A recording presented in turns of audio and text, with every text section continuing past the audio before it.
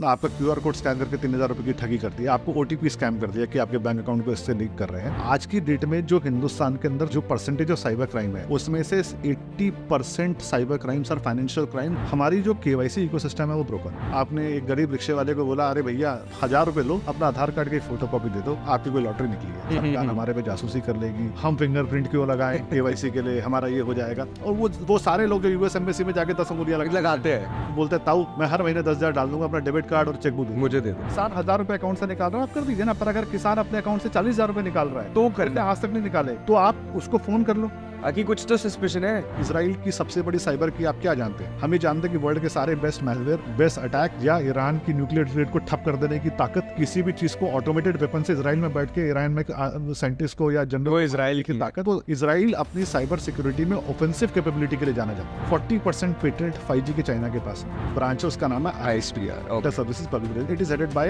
Lieutenant general, major general level office. Press information wing है पाकिस्तान के। हम तो प्रेसेज निकालेंगे, कुछ वीडियो बना देंगे, नहीं। ISPR पाकिस्तान में सबसे मूवीज बनाती है। दिल्ली के दंगे जब ट्रंप यहाँ पे आए हुए थे, 18,000 फेक ट्वीट यहाँ पे, और इतनी फेक न्यूज मैं आपको बताऊंगा। और उस रिपोर्ट को शायद हमारे गृह मंत्री जी ने पार्लियामेंट रिपोर्ट के हमने दिल्ली पुलिस को दी थी। रातों रात हैंडल बने 2,500, अगले दिन गायब। पहले कहा जाता था एक तस्वीर 1,000 शब्द बोलती है, जो दिखता है वही सत्य होता है, बिना देखे विश्वास ना करें। आज अलग चीज है, जिस पे देखे उस पे भी विश्वास ना करें।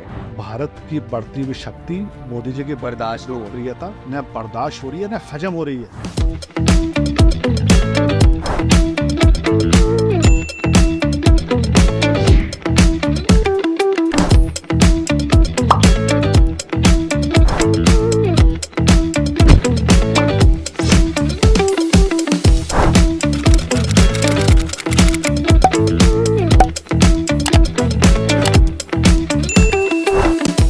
नमस्कार गाइस, सीन क्या है कि एक और एपिसोड में आप सबका बहुत बहुत स्वागत है। आज मेरे साथ है जितेन जैन जी, जो एक साइबर सिक्योरिटी एक्सपर्ट हैं।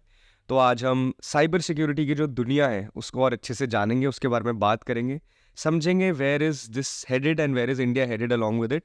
तो first of all thank you Jiten भाई for coming on the podcast, it's a pleasure to have you. तो सबसे पहले इसको ना थोड़ा पास कर लो आप, इसको, हाँ इसका सा पास कर लो, ठीक है बस। तो सबसे पहले मैं आपसे पूछना चाहूँगा कि इंडिया का जो करंट साइबर सिक्योरिटी लैंडस्केप है वो क्या है, कैसा है, कि अगर हम अपने आप को बाकी कंट्रीज से कंपेयर करें तो where do we stand currently, because ये एक बहुत बड़ी चीज़ बन गई है आज दुनिया में। साइबर सिक्योरिटी पिछले 10 साल से बहुत ज़्यादा ग्रो हो गई है। अटैक्स हो रहे हैं, ये हो रहा है, साइट्स हैक हो जाती है। तो अभी where does India stand in this cyber security land? देखिए, इसको देखने के ना 2-3 तरीके हैं, और जो एक प्रैक्टिशनर अप्रोच है, बिकॉज जैसे मैं एक फील्ड वर्कर हूँ, तो जो हमारा जो एक्सपीरियंस है, जो हम देखते हैं कि भारत कहाँ खड़ा है, तो उसको जो आप एक स्केल पे, पैमाने पे नापना चाहोगे, तो आप देखोगे कि यार हम दूसरे देशों में कितना हो रहा है, हम उनसे बेहतर हैं, उनसे पीछे हैं, और दूसरी हमारी अपने समाज की ज़रूरतें क्या है। तो अगर आप 10 साल पहले देखो, तो जो साइबर सिक्योरिटी का जो लैंडस्केप था वो कोई बहुत बड़ा चैलेंज हिंदुस्तान में इसलिए नहीं था कि हमारे जो ज़्यादातर सेक्टर थे वो डिजिटलाइज नहीं थे। हर चीज़ के लिए आपको लाइन में लगना पड़ता था, बाबू ठप्पा मारता था, लोग रिश्वत के पैसे मांगते थे। बिल्कुल, बर्थ सर्टिफिकेट चाहिए आपको, राशन कार्ड चाहिए, कुछ भी चाहिए आपको, अपना कोई ID कार्ड बनवाना है, हर जगह धक्का, लाइन में लगना पड़ता था, टेक नहीं था कि एक सच्चाई थी। पर अगर आप देखोगे पिछले 10-12 साल में एक बहुत बड़ा बदलाव हुआ। बिल्कुल, ज़्यादातर पब्लिक सर्विसेज डिजिटलाइज हो गई। बिल्कुल, आपको आज अपने बर्थ सर्टिफिकेट चाहिए, आपको कोई लाइसेंस भी बनवाना है, आपको कोई एप्लीकेशन अप्लाई करना है, टेंडर भरना है, आपको कोई फॉर्म डाउनलोड करना है, आपको कोविड की वैक्सीन के लिए अप्लाई करना था, आपको उसके सर्टिफिकेट चाहिए, आपको अपना मैरिज सर्टिफिकेट चाहिए, आपको पासपोर्ट के लिए अप्लाई, हर चीज़ आज भारत के अंदर, हर पब्लिक सर्विसेज डिलीवरी जो है वो ऑनलाइन है। आपको सब्सिडी अप्लाई करनी है, आपको गैस सिलेंडर का कनेक्शन अप्लाई करना है, आपको जो भी चीज़ आप सोच सकते थे कि आपको लाइन और भ्रष्टाचार की जो शक्लें बन चुकी थी वो खत्म होके एकदम transparent, easy to use, public friendly व्यवस्था बन चुकी है। तो जब भारत की अर्थव्यवस्था का डिजिटलीकरण होगा, और आज दूसरा एक सबसे बड़ा पैमाना है कि आज भारत में कहा था सब आदमी कैश में डील करते हैं, और उसमें एक चैलेंज भी था, आप चेक से डील कैसे करोगे, आपको छोटे मोटे किराने पे शॉपिंग करनी है, कुछ उनके पास थी नहीं, अकाउंट ही नहीं, अकाउंट तो क्रेडिट कार्ड में हर बार 2.5% का नुकसान है, हर आदमी के पास तो मशीन नहीं होती ना। तो जब से UPI आया भारत के अंदर, बिल्कुल, वो सारा लैंडस्केप चेंज हो गया। आज छोटे छोटे पेमेंट के लिए 10 रुपये या 20 रुपये का भी पेमेंट है तो लेने वाला भी कंफर्टेबल है लेने के अंदर और देने वाला भी कंफर्टेबल। बिल्कुल। तो जैसे जैसे समाज के अंदर समाज डिजिटलाइज होगा, जैसे जैसे कंप्यूटर ज्ञान उसका ज़्यादा बढ़ेगा, वहाँ पे साइबर सुरक्षा के खतरे भी आएंगे। और चूंकि हमारी पॉपुलेशन भी 140 करोड़ के आसपास है तो हम तो सबसे ज़्यादा बड़ी आबादी और सबसे ज़्यादा खतरे के आगाह में खड़े हैं। बिल्कुल। तो अगर हम देखें तो दो तरह के खतरे हैं। एक सामरिक खतरे, जो आप कह सकते हो जो हमारे होस्टाइल कंट्री हैं, जो दुश्मन देश है, पाकिस्तान, चाइना, इनकी तरफ से होने वाले खतरे, जासूसी के, हमारे क्रिटिकल इंफ्रास्ट्रक्चर पे अटैक के, हमारे स्ट्रैटेजिक सेक्टर्स को टारगेट करने के, हमारे पेटेंट्स चुराने के, इस तरह के, या हमारे देश के अंदर एक तरह से डिसइंफॉर्मेशन फैलाने के, चुनावों को प्रभावित करने के, ये एक बड़े खतरे हैं जो सामरिक खतरे हैं।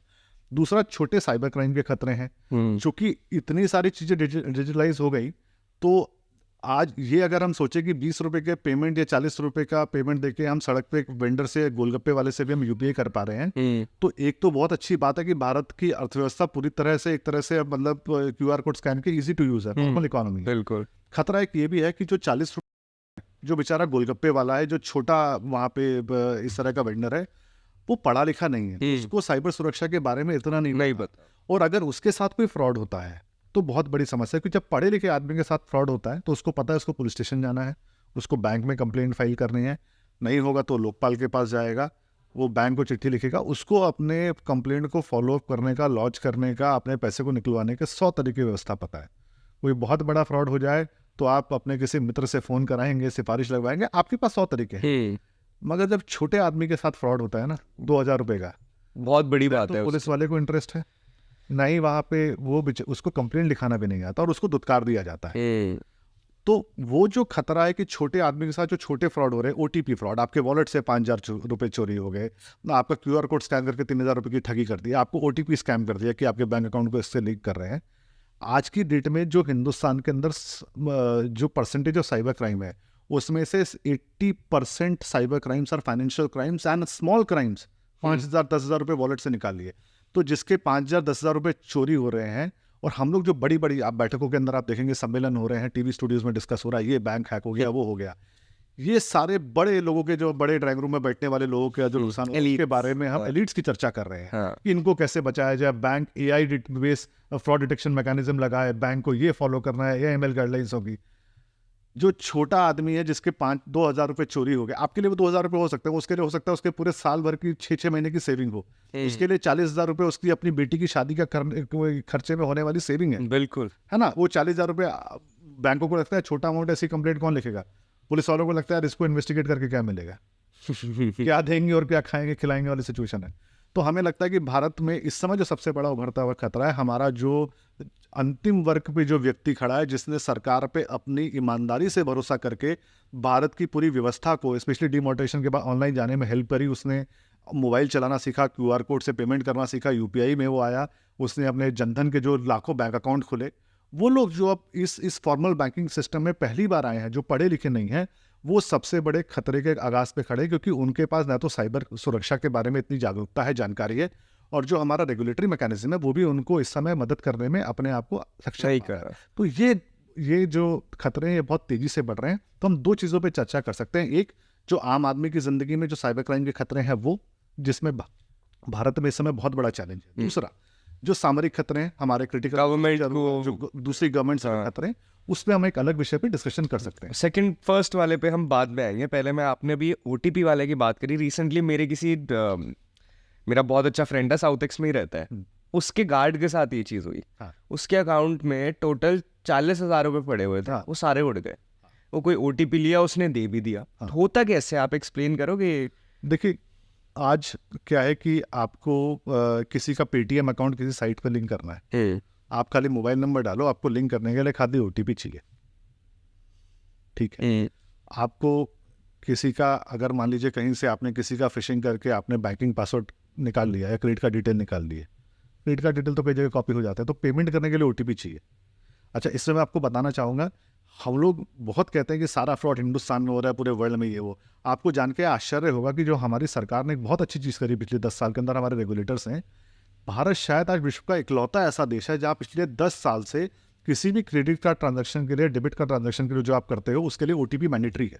हाँ, वो बाहर नहीं है। वो इसीलिए हुआ कि ये जो फ्रॉड होते थे, लोगों ने किसी का कहीं पे कार्ड देख लिया, फोटो खींच लिया, कैमरा खींच लिया, क्लोन कर लिया, तो लोग का कार्ड यहाँ पड़ा होता था, अलमारियों में ट्रांजैक्शन हो रहे हैं ब्राजील के अंदर, जापान के अंदर, और सब बैंक हाथ खड़े कर देते थे।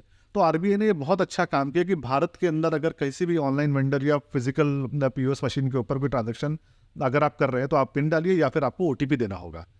पर अब इसमें है कि आप अपना घर ही संवार सकते हैं, अपना घर आप सुरक्षित कर सकते हैं, दूसरे की कैसे जिम्मेदारी लेंगे। तो जो बाहर की वेबसाइट पे अगर आप ट्रांजैक्शन करते हैं या जो फॉरेन कार्ड्स की ट्रांजैक्शन करते हैं, तो उस पर आज भी ओटीपी नहीं है। हाँ, तो अगर आप उससे देखें तो भारत जो एक फाइनेंशियल इकोसिस्टम की जो सिक्योरिटी है उसमें पूरे विश्व से बहुत आगे है। यूपीआई के फ्रॉड के मामले में अगर आप देखें, जो आज यूपीआई का ऑलमोस्ट मतलब मेजोरिटी स्टेक आज I think 1 billion transaction cross हुए हैं, बिल्कुल, उससे भी ज्यादा है मेरे ख्याल से। तो क्या आपने किसी को सोशल इंजीनियरिंग करके यूपीआई से फ्रॉड कर दिया, गलत क्यूआर कोड स्कैन करा दिया, वो एक अलग तरह का फ्रॉड है।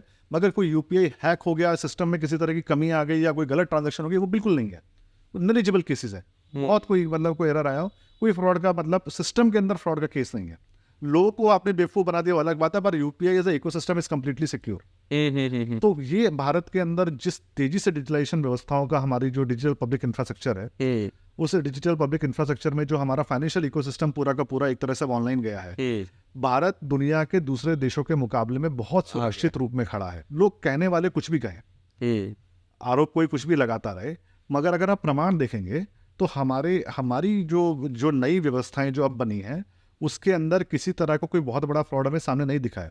जो पुराने लेगेसी सिस्टम है बैंक के, जो पुराने उसमें कुछ हो गया वो अलग बात है, पर नए जो इकोसिस्टम बने UPI are enabled, they are best of class. नहीं, अब तो एचडीएफसी बैंक उन्होंने एक छोटा सा डोंगल दिया हुआ है। हाँ, तो डबल ओटीपी डालना पड़ता है। हाँ, ये पहले भी होता था, ये 2 फैक्टर ऑथेंटिकेशन। हाँ, 2 फैक्टर जाता है, ओटीपी के लिए डोंगल देते हैं। जो बड़ी कंपनीज थी अपने एम्प्लॉइज को पहले भी वो लैपटॉप लगाने के लिए डोंगल देती थी, पर वो ये कि उसकी कॉस्ट बहुत ज्यादा थी। हाँ, सर्वर को इम्प्लीमेंट करने का आज वो कॉस्ट भी बहुत कम हो गई है। और लोगों को ये भी लगा है कि यार ये जो डोंगल वगैरह हम दे रहे हैं ये कोई बहुत बड़ा खर्चा नहीं है, इन्वेस्टमेंट हमारी अपनी साख और सिक्योरिटी की। Yes, when you start treating cyber security not as expenditure but as investment, then सारी चीजें फिर लुकआउट चेंज हो जाता है। Which is very important in the current time. तो जो आपने गार्ड साहब की बात कही, अगर ये गार्ड साहब के मालिक के साथ फ्रॉड हुआ होता तो वो बैंक चले जाते, पुलिस वालों के पास जाते, कंप्लेंट करते, और मैं आपको 90% केस में उनका पैसा भी शायद वापस कहीं ना कहीं से मिल जाता। गार्ड साहब को उनके लिए वो मेरे ख्याल से साल भर की सेविंग जाने की।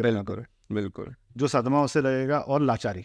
हाँ, बिल्कुल। पुलिस वाले सुनेंगे नहीं 40,000 रुपये कंप्लेंट के लिए, बैंक को कोई मतलब नहीं है। तो हमें ये भी देखना है कि जो प्रधानमंत्री भी बार बार कह रहे हैं, जो अंतिम छोर के समाज के अंतिम पायदान पे जो व्यक्ति खड़ा है उसको कैसे, उसकी सुरक्षा उतनी ही महत्वपूर्ण है जितनी समाज में सबसे आगे जो अमीर व्यक्ति खड़ा है उसकी सुरक्षा। बट भाई विद एआई, जैसे technology growing, AI coming in, अब कह रहे हैं कि वो क्वांटम कंप्यूटर्स आ जाएंगे, तो ये तो थ्रेट्स तो बढ़ते ही जाएंगे। उसको टैकल कैसे करा जाए? वो जो बंदा, वो जो गार्ड है, कहाँ तक कैसे टैकल करे? इसमें गवर्नमेंट भी क्या कर सकती है? देखिए बहुत चीज़ें हैं। पहली बात तो, और मैंने कई चैनलों पे भी कहा कि जो बुनियाद है पूरे के पूरे फ्रॉड इकोसिस्टम की, आज आपको अगर यूपीआई में फ्रॉड करना है तो आपको 2 चीज़ चाहिए। या आपको क्यूआर कोड स्कैन करना है, एक तो आपका मोबाइल नंबर होना चाहिए, उससे कोई वॉलेट वगैरह लिंक्ड हो, या उसके थ्रू कोई यूपीआई अकाउंट लिंक्ड हो, बैंक अकाउंट लिंक्ड हो। हमारी जो केवाईसी इकोसिस्टम है वो ब्रोकन है। अच्छा, हाँ, ओके। अभी जैसे सरकार ने किया कि जो पहले कंपनी 200 सिम कार्ड खरीद लेती थी, सरकार ने वो बंद कर दिया। 200 सिम कार्ड का अलग से केवाईसी होगा। हमारे यहाँ क्या होता था, गांव दराज में आप जाओ, या जो ये मतलब शहरों के अंदर भी आप किसी को, तो भाई मेरे को एक सिम दे दे, वो जो सिम के साथ आप जो डॉक्यूमेंट देते हो वो केवाईसी में वेरिफिकेशन के लिए 24 घंटे में जाता था। अगर आपने गलत डॉक्यूमेंट दिए कुछ दिए तो 24 घंटे बाद तो सिम बंद हो जाता था। बस 24 घंटे तो यार आप उसने सिम एक्टिवेट करके व्हाट्सएप एक्टिवेट कर लिया, टेलीग्राम एक्टिवेट कर लिया, हो गया सब 24 घंटे में। दूसरा अभी क्या इकोसिस्टम है कि आप गए, आपने एक गरीब रिक्शे वाले को बोला, अरे भैया क्या करते हो, लो 1000 रुपये लो, अपना आधार कार्ड की फोटो कॉपी दे दो, आपकी कोई लॉटरी निकली है। वो गरीब आदमी जो पूरे मतलब 1000 रुपये कमाने के लिए वो 3 दिन पूरे दिन रिक्शा चलाता है, उसको कोई 1000 रुपये दे रहा हो तो तुरंत अपने आधार कार्ड की फोटो कॉपी की अपनी भी फोटो कॉपी दे देगा। सही बात है, पे वो सिम ले आते हैं। टेक्निकली देखा जाए तो वो फ्रॉडुलेंट डॉक्यूमेंट्स पे रही है, पर फ्रॉड मतलब किसी के साथ आपने धोखाधड़ी करके उसकी पहचान चुरा के आपने जो है सिम लिया, वो सिम ब्लॉक भी नहीं होता। तो जो सरकार की एक कोशिश थी कि सारे बैंक अकाउंट्स को और मोबाइल को आधार के साथ लिंकिंग मैंडेटरी कर दिया जाए, तो जो आपके जो लिब्राणु जगत है, जिन्होंने हो अल्लाह मचाया कि हमारी प्रिवेसी का हनन हो जाएगा, सरकार हमारे पे जासूसी कर लेगी, हम फिंगरप्रिंट क्यों लगाएं केवाईसी के लिए, हमारा ये हो जाएगा। और वो सारे लोग जो यूएस एम्बेसी में जाके 10 अंगुलियां लगाते हैं, हाँ मस्तक होके, बिल्कुल बिल्कुल। वो यहाँ पे आप सुप्रीम कोर्ट गए, यहाँ गया, और कोर्ट का उसमें फैसला है कि ठीक है आधार लिंकिंग मैंडेटरी नहीं होगी। मैं उस फैसले को गलत नहीं मानता, उस समय के हिसाब से शायद वो फैसला अपनी जगह सही खड़ा हो, पर समाज में अब जो नया बदलाव है, जो नए खतरे बढ़े हैं, आज के दिन हर बैंक अकाउंट को, हर इलेक्शन आई कार्ड को, हर मोबाइल को आपको आधार से लिंक करना मैंडेटरी है। अगर ये होगा तो ये जो फ्रॉड का इकोसिस्टम है वो 99% डिक्लाइन कर जाएगा। अगर फर्जी बैंक अकाउंट और फर्जी सिम कार्ड नहीं होंगे तो न तो फर्जी कॉल आएंगे, न फर्जी अकाउंटों में पैसा जाएगा, न विड्रॉल होगा। एक तो ये है। दूसरा, जो आपने टेक्नोलॉजी की बात करी AIML के लिए, मैं आपको 2 छोटे उदाहरण देता हूँ कि देखिए सरकार की नीयत कहाँ है और जो बैंक्स है बाहर के, उनकी नीयत में कितना बड़ा एक फर्क है। सरकार की अगर आप नीतियां देखें तो सरकार का जो सबसे बड़ा बैंकिंग सेक्टर का कैंपेन है वो दोनों, एक तो बैंक में जो NPA थे डिक्लेयर किया ताकि आप जो नुकसान हो गया तो छिपाए ना, पब्लिक को बताएं। एक बार बैलेंस शीट खराब जरूर होगी पर पब्लिक को पता लगेगा। हाँ। तो आपने जो अमीर लोगों ने लोन लिया, ये लिया, जो भी हुआ, आपने उसको भी कैटर किया। आपने सबसे बड़ा कैंपेन चलाया कि यहाँ पे 40 करोड़ जनधन अकाउंट खुल जाए बिल्कुल। के अंदर, हर गरीब व्यक्ति के पास अपना ATM कार्ड हो, बैंक अकाउंट हो, उसको डायरेक्टली अकाउंट सब्सिडी लेने के लिए सरपंच के पास जाना पड़े, ना साहूकार के पास जाना, बिल्कुल, ना रिश्वत देनी पड़े, ना किसी के आगे अपने, बिल्कुल बिल्कुल, पैसा उसके अकाउंट में है। तो लीकेज खत्म हो गई। राजीव जी ने कहा कि भारत में 1 रुपया देते हैं 80 पैसा खो जाता है। मोदी जी ने कहा 1 रुपया दूंगा तो 1 रुपया पूरा अकाउंट में आएगा, उसका ब्याज भी आपके पास आएगा। तो ये सरकार की नीयत में फर्क नहीं है। सरकार ने समाज के हर वर्ग के लिए बराबर की उम्मीद और बराबर का न्याय किया। जो शोषित वर्ग है, छोटा वर्ग है, किसान वर्ग है या गरीब वर्ग है, उसके लिए ज्यादा किया, होना भी चाहिए। तो सरकार की नीयत में कोई दिक्कत नहीं है, उन्होंने डेबिट कार्ड दिए। पर जो समाज है, अब जो फ्रॉड करने वाले वो फिर अब गरीब किसानों के पास जाते, भाई साहब जनधन अकाउंट में आपके पास क्या, अगर आप भाई 10,000 रुपये सारे हैं, हम तो गरीब आदमी के पास क्या 10, 20, 30 हज़ार रुपये की सेविंग है। वो बोलता है ताऊ मैं हर महीने 10,000 डाल दूंगा, अपना डेबिट कार्ड और चेकबुक मुझे दे दे बस। अब गरीब किसान कह रहा है मेरे साथ क्या ही फ्रॉड कर लेगा जब अकाउंट खाली पड़ा है, 10,000 रुपये का क्या ही फ्रॉड कर लेगा, मेरा अकाउंट वैसे ही खाली पड़ा है और वो एडवांस में पैसा दे रहा है, तो नुकसान तो कुछ है नहीं। पर उस अकाउंट का, उस गरीब किसान के अकाउंट का इस्तेमाल फिर सारे लोगों को OTP के फ्रॉड करके, UPI फ्रॉड करके उस अकाउंट में पैसा लाया जाता है, उस अकाउंट से दूसरे अकाउंट में, और वो पैसा जो चेन चलती है वो फ्रॉड होते हैं। अब सरकार ने कोशिश करी कि भाई हम 1930 की हेल्पलाइन है, अगर आपके साथ बैंक फ्रॉड हुआ तुरंत आप कॉल करें। जैसे ही आप कॉल करेंगे, जिस अकाउंट में, फर्जी अकाउंट में पैसा गया उसको फ्रीज कर दिया जाएगा, सीज कर दिया जाएगा, पुलिस इन्वेस्टिगेशन होगी। मेजॉरिटी ऑफ केसेस में भी देखा जा रहा है जब आपके साथ फ्रॉड होता है, पुलिस इन्वेस्टिगेट करती है, मेहनत करती है, सामने वाले बंदे को पकड़ के लाती है। वो जो बंदे को पकड़ के लाती है वो बेचारा गरीब किसान है जिसने कोई फ्रॉड नहीं किया, उसको पता भी नहीं कि उसके हुआ क्या है, इस्तेमाल हुआ है। तो एक विक्टिम की मदद करने के लिए आपने एक और विक्टिम को हरास कर दिया और जो कल्प्रिट है वो बाहर घूम रहा है। अगर KYC मैंडेटरी होता, आज हम टेक्नोलॉजी का इस्तेमाल करें, आज आप किसी भी बैंक ATM के अंदर आप जाते हैं अखिल, हर ATM के अंदर कैमरा लगा है, आपको बिल्कुल, हाँ लगा हुआ होता है, लगा हुआ होता है, बिल्कुल। नहीं, मशीन के अंदर भी कैमरा है, ऊपर नहीं। अच्छा, मशीन के अंदर भी कैमरा है, अच्छा, जो आप देखते हैं सामने। अच्छा। तो आज बड़ी कंपनियां वगैरह जब आप बनाते हैं तो आपको अपना कोई रेजोल्यूशन अपडेट करना है, कुछ KYC चेंज करना है, और हर साल अब मैंडेटरी हर डायरेक्टर को अपना डिजिटल KYC करना होगा। बिल्कुल, आपको अपना एक वीडियो अपलोड, कल ही करा है मैंने, वीडियो अपलोड करना होगा। आधार और पैन दिखा के। सस्ती है। अगर किसी अकाउंट में, स्पेशली जनधन अकाउंट में कोई बड़ा विड्रॉल हो रहा है, 30-40 हज़ार रुपये ट्रांजेक्शन आपको लग रही है, तो आप फेशियल KYC मैंडेटरी कर दीजिए। भाई पैसा कहाँ से निकलेगा? तो ATM मशीन से निकलेगा, बैंक की ट्रांस से निकलेगा, कैमरे हर जगह लग सकते हैं। आप कह रहे हो हर ट्रांजैक्शन पे फेशियल रिकग्निशन कर दी? हाँ, व्हाई नॉट। अच्छा, हाँ बिल्कुल, गरीब आदमी के लिए, भाई गरीब आदमी, और स्पेशली सस्पिशियस ट्रांजैक्शन के केस। और आजकल तो गरीब आदमी के पास एक कैमरा वाला फोन, तो किसान 1,000 रुपए अकाउंट से निकाल रहा है, आप कर दीजिए ना। पर अगर किसान अपने अकाउंट से 40,000 रुपए निकाल रहा है तो करने आज तक नहीं निकाले, तो आप उसको फोन कर लो, आखिर कुछ तो सस्पिशन है। हाँ, हम भी अगर कोई 10 लाख रुपए का या 20 लाख रुपए का कोई बड़ी अमाउंट का चेक बैंक में डिपॉजिट कराता है, हो सकता है 1% लोग को परेशानी हो कि यार अब गरीब किसान बैंक में जाके अपना कैसे कराएगा, ATM से नहीं निकाल पा रहा, पर ये उसकी सुरक्षा के लिए है। हाँ, उसका विश्वास बढ़ेगा कि साहब मेरा पैसा कोई और नहीं निकाल सकता। दूसरा जो एग्जाम्पल मैं टेक्नोलॉजी का आपको दे रहा हूँ, फेशियल रिकग्निशन के अलावा आज की डेट में आप 40-50 हज़ार का ट्रांजेक्शन, जैसे मैंने इंडिया के बाहर यूरोप वगैरह में ट्रांजेक्शन किया, तो तुरंत आईसीआईसी बैंक से कॉल आता है कि Yes. साहब आपने ट्रांजेक्शन किया है नहीं किया है। बिल्कुल आप 2,000 करोड़ रुपए का ट्रांजेक्शन कर दो, आपको आएगा कॉल? नहीं। क्यों?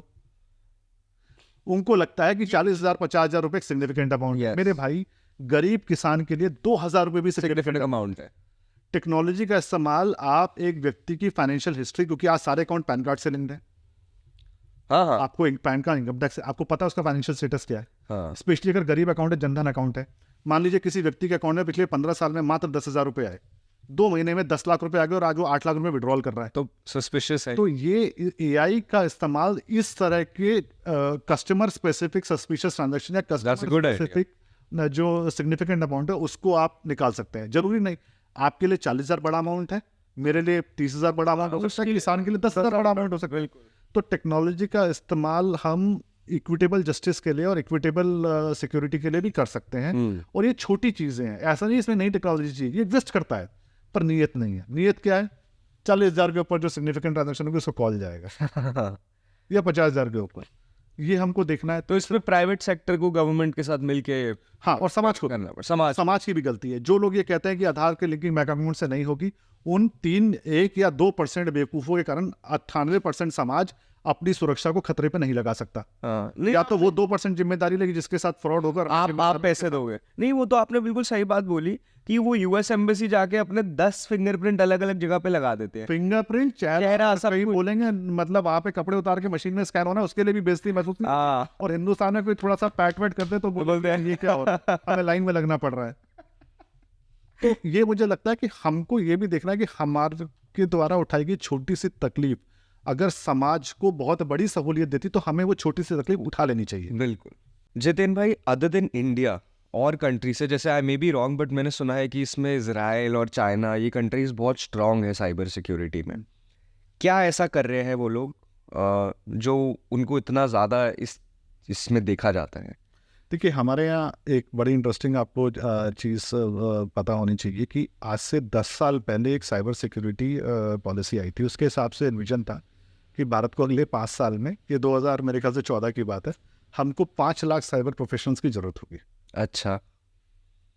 आज हम 10 साल आगे खड़े हैं, मुझे यहाँ पे 5 लाख तो छोड़िए, हमको अच्छे कोई 5,000 भी नहीं मिलेंगे। नहीं मिलेंगे। हमने कैपेसिटी बिल्डिंग में इन्वेस्ट नहीं किया, ठीक हम्म। है। और जो अच्छे प्रोफेशनल्स हैं वो आज आईआईटी मॉडल में चले गए हैं। सरकार के पैसे में सब्सिडाइज एजुकेशन लीजिए और अच्छी नौकरी पाकर विदेश चले जाइए। अच्छा। ये हो रहा है। हाँ। जो हमारा क्रीम है साइबर सिक्योरिटी का, आज वो इंडिया के बाहर चले गए या वो फॉरेन कंपनी से नौकरी कर रहा है। जो भारतीय कंपनियों के लिए काम करने के लिए, जो फिर आपको जो भारत में रह के काम करे, अपने स्टार्टअप चला, आपको ये लोग भी चाहिए। और हैं, ऐसा नहीं है, पर जो परसेंटेज है जो सीधा बाहर जा रहा है नौकरी करने के लिए, और या फिर जो अपना स्टार्टअप चला रहा है, जैसे उस स्टार्टअप 65 में एस्टैब्लिश हुई वो फिर बाहर चले जा रहा है। तो ये जो ब्रेन ड्रेन है, अब ब्रेन ड्रेन के बाद तो वेल्थ ड्रेन है और स्किल ड्रेन है, वो हो रहा है। स्किल्ड प्रोफेशनल इंडिया के बाहर जा रहे हैं for whatever reason, they have got better opportunities in this field. तो अब इसको या तो हम इसको रोके, या फिर दूसरा है कि अगर आपको लगता है कि 1000 में से 800 लोग चले जाते हैं तो हम 10,000 लोग पैदा करें कि तो उसमें से 2,000 यहाँ 8,000 बाहर जाए, अगर हमारी रिक्वायरमेंट 2,000 की। तो एक तो हमें साइबर सिक्योरिटी के एजुकेशन के अंदर हमें ज़्यादा फोकस करना होगा। अभी क्या हो रहा है, ज़्यादातर जो साइबर सिक्योरिटी डिग्रीज हैं वो इंफॉर्मेशन सिक्योरिटी और या फिर फोरेंसिक्स की डिग्री है। पोस्टमार्टम की या मतलब इस तरह की। हमें प्रिवेंटिव मेडिसिन वाले भी लोग चाहिए, हमें रिसर्च वाले भी लोग चाहिए, बिल्कुल। हमें ऑफेंसिव डोमेन वाले भी लोग चाहिए। आपने इजराइल की बात क्या करी, इजराइल की सबसे बड़ी साइबर की आप क्या जानते हैं? हम ये जानते हैं कि वर्ल्ड के सारे बेस्ट मैलवेयर, बेस्ट अटैक, या ईरान की न्यूक्लियर रेट को ठप कर देने की ताकत, या किसी भी चीज़ को ऑटोमेटेड वेपन से इजराइल में बैठ के ईरान में साइंटिस्ट को या जनरल, वो इजराइल की ताकत। वो इजराइल अपनी साइबर सिक्योरिटी में ऑफेंसिव कैपेबिलिटी के लिए जाना जाता है। यस। और वो उसको छिपाता नहीं है।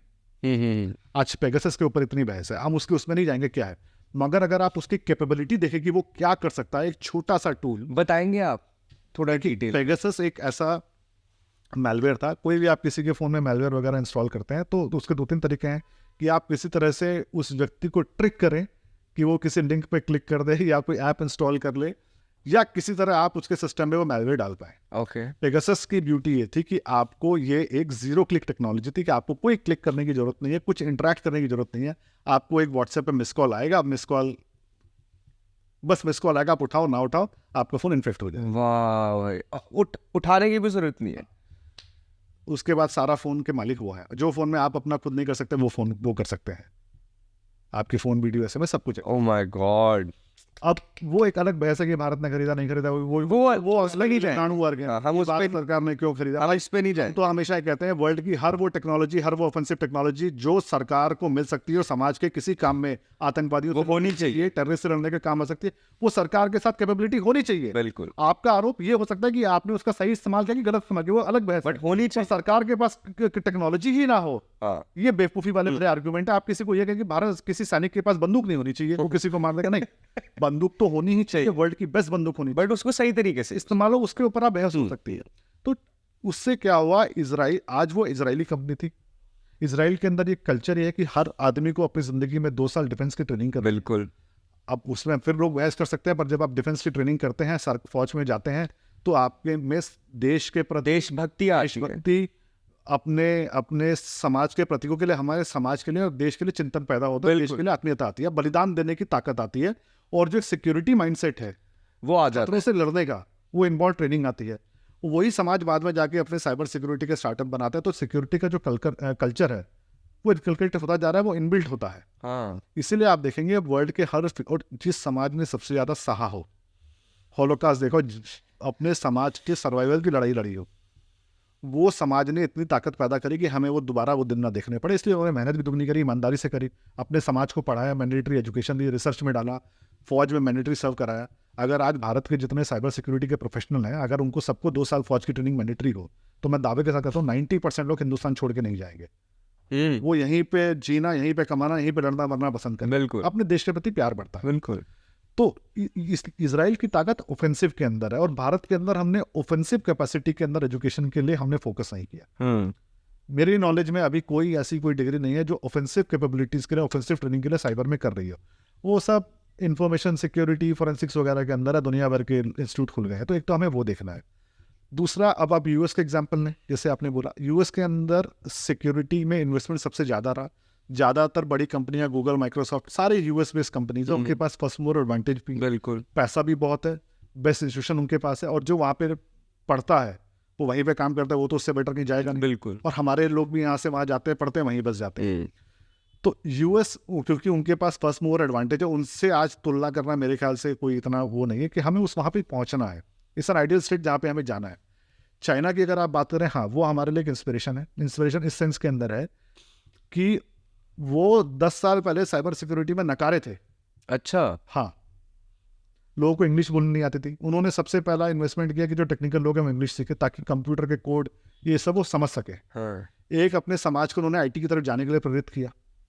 दूसरा, आज जैसे कहा जाता है कि जो 5G को डोमिनेट करेगा वो अगले 50 साल के सिक्योरिटी वर्ल्ड को, इंटेलिजेंस वर्ल्ड को डोमिनेट करेगा। 5G is going to be the future. लाखों डिवाइसेस कनेक्टेड होंगी, आपकी कार, सेंसर, गाड़ियाँ, फ्रिज, हर चीज़ कनेक्टेड होगी। इंटरनेट ऑफ थिंग्स जो आज वर्ल्ड में 40% पेटेंट 5G के चाइना के पास है। 40% पेटेंट्स वाओ। हुआवी जैसी कंपनियों के पास है। अब यूएस को रियलाइज हुआ कि अरे भैया ये आगे निकल गए, क्योंकि चाइना में एक बड़ी सही स्कीम है, you sell cheap gadgetry at subsidize rate to run a global surveillance empire. जो राउटर मोबाइल आपका 10,000 का बनता है, वो भी 10,000 का बनाता है, पर वो आपको 8,000 का बेच देगा, खरीद लो, ताकि उनकी सर्वेलेंस चले। आपकी कंपनियां बर्बाद हो जाए यहाँ पे। और जब सारे 8,000 का आपकी कंपनी बर्बाद, वो भी 8,000 का 10-11 में बेच लेगा। और जितना पेनिट्रेशन उनकी टेक्नोलॉजी का, उनके स्टैंडर्ड का, उनके प्रोटोकॉल्स का होगा, उतना वर्ल्ड जो है उनके सर्वेलेंस नेटवर्क के अंदर आ जाएगा। इसलिए मोदी जी ने जब ये 55-56 चाइनीज ऐप बैन की, 255 चाइनीज ऐप बैन की, लोग कह रहे थे 55 इंच कहाँ पे है, ये क्या बकवास है, तो कॉस्मेटिक मेजर है। भैया, आपको पता ही नहीं कि एक मैलवेयर आपके फोन में क्या कर सकता है। बिल्कुल। और ये वही लोग हैं जो ये कहते थे कि हमारे फोन में पेगासस आ गया, डेमोक्रेसी की हत्या होगी। अरे भाई, यहाँ पे लाखों करोड़ों लोगों के फोन में चाइना ने मैलवेयर डाल दिया ऑफिशियल ऐप्स के नाम पे, उनकी चिंता नहीं है। तो वो जो सरकार ने कदम उठाया कि हम जब युद्ध की तरफ बढ़ रहे थे, तो चाइना की किसी भी ऐप का, कंपनीज का हमारे फोन्स के ऊपर, हमारे होना डेंजरस है। ना हो, वो सरकार ने बेहतरीन कदम लिया। तो प्रोटोकॉल्स के आज एआई में वर्ल्ड का सबसे बड़ा इन्वेस्टमेंट, अगर आप टोटल पूल देखेंगे, आई थिंक 36 बिलियन के आसपास, वो यूएस का नहीं है, यूरोप का नहीं है, चाइना का है। They are investing into the future. तो हमें टेक्नोलॉजी में इन्वेस्ट करने की सीख चाइना से लेनी चाहिए। अपने लोगों को एक ईमानदार, ताकतवर, देशभक्त साइबर सिक्योरिटी मैन पावर बनवाने की इंस्पिरेशन इजराइल से लेनी चाहिए।